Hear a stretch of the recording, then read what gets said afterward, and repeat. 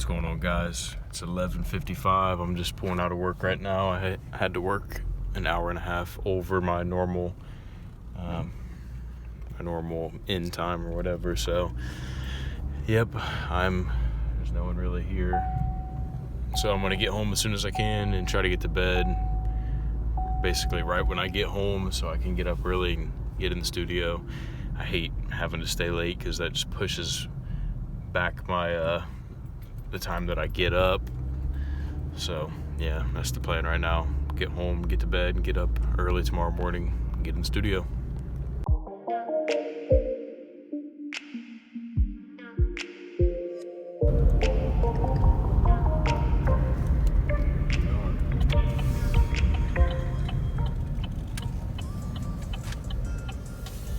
Just got this new house with my girlfriend and we love it. It's awesome. It's so nice to have our own space, and I finally have my own studio.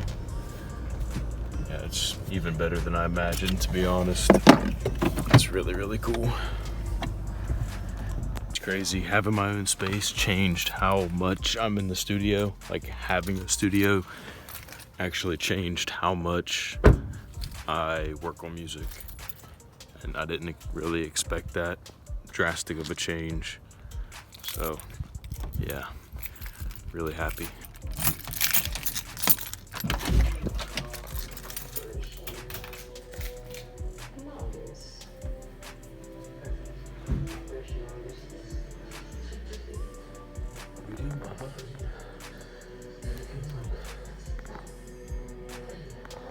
That's Arthur.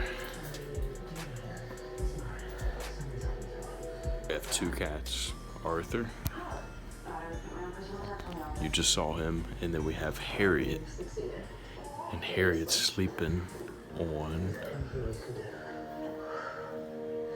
This is strong magic. I can't stop it, but maybe I can slow it down. I'm going to bed. See you tomorrow. What's going on, guys? Just got up. It is 7:09. I think I got to bed around 12 something. So I'm gonna make some coffee and get in the studio, see what I can get done. And my girlfriend brought this home.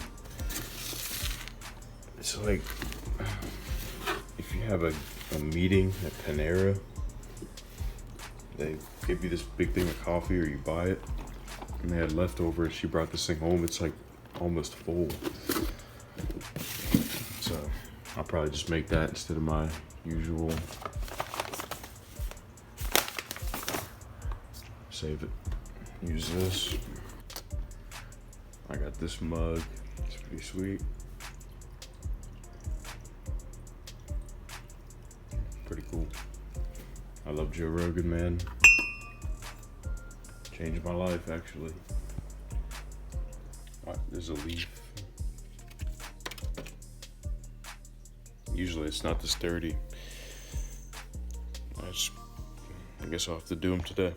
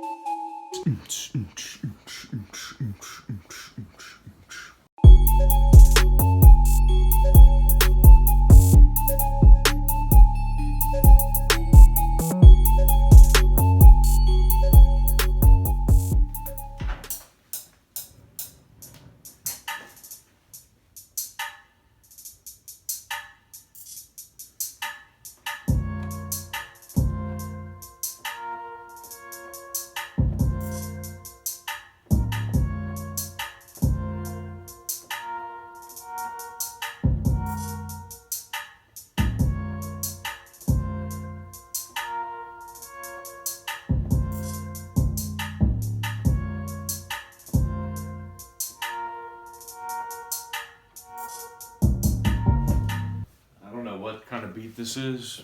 Kind of feels like the baby, sort of, but it's got some sort of weird dark vibe to it. I don't really know what I'm going for, but in this beat, instead of making the melody or doing the chords first, I did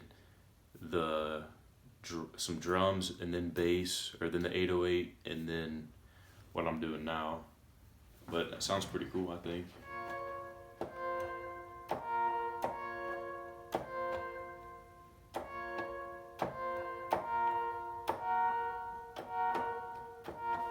Sounds cool. Something different. I think it's cool to do different stuff.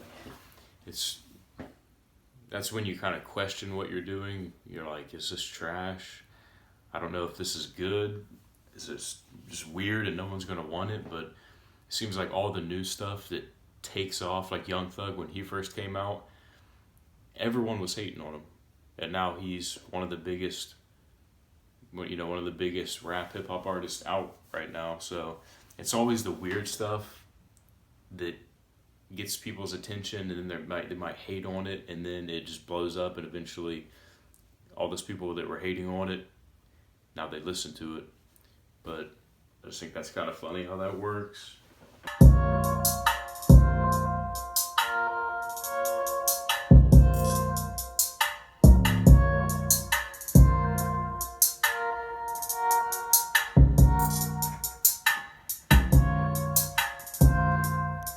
This might be kind of cool for the verse.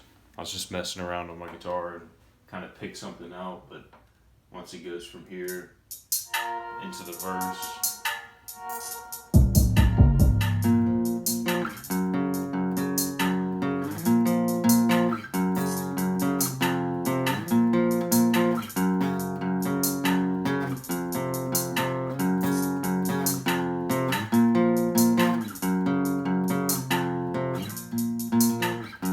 something like that. You get the idea. I might have to record that.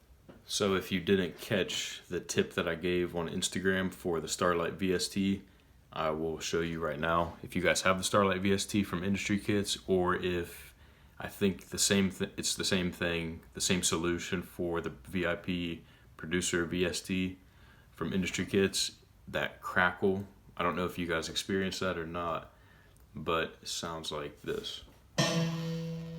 Hear it? How it's crackling. It's super easy to fix. If you just come up here, hit that,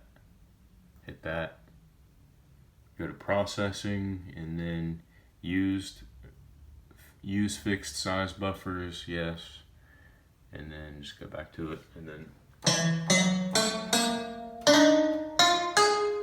you're good to go.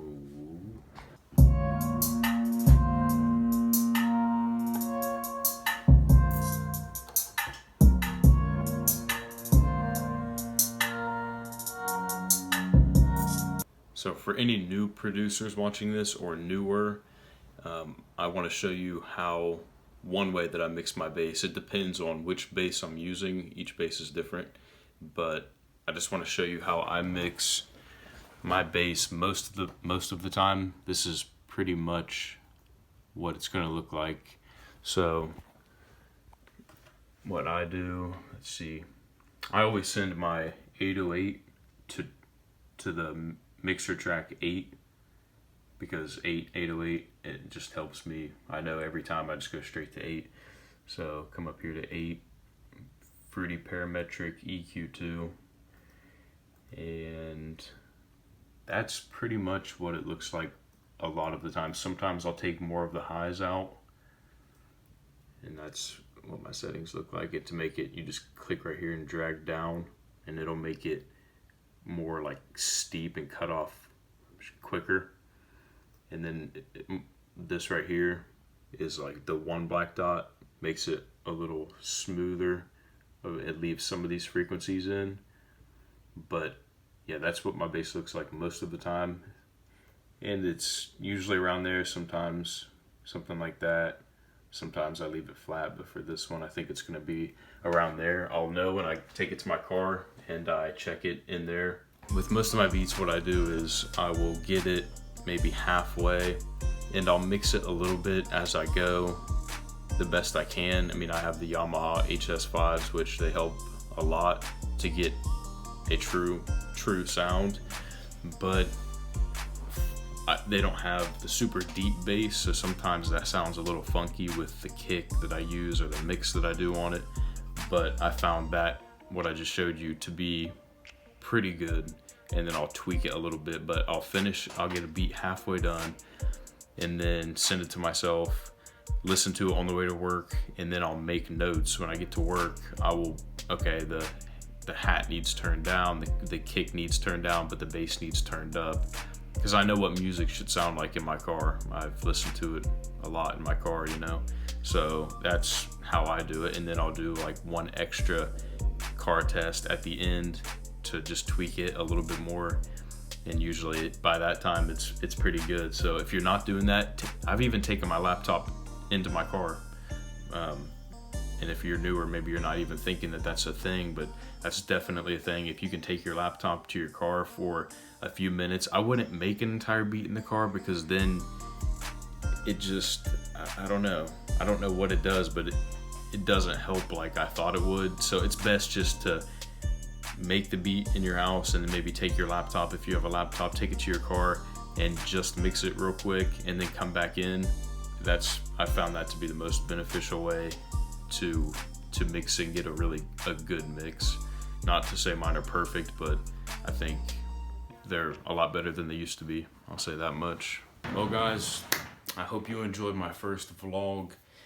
I'm not sure how interesting it's gonna be for you, but I just thought it would be kind of cool to give everyone behind the scenes of, you know, what my day is like day to day, and just show a little bit of my music making and my life. So I hope you enjoyed it, and on that note, I'm gonna leave you with a song, an original song I just wrote 2 minutes ago. Enjoy.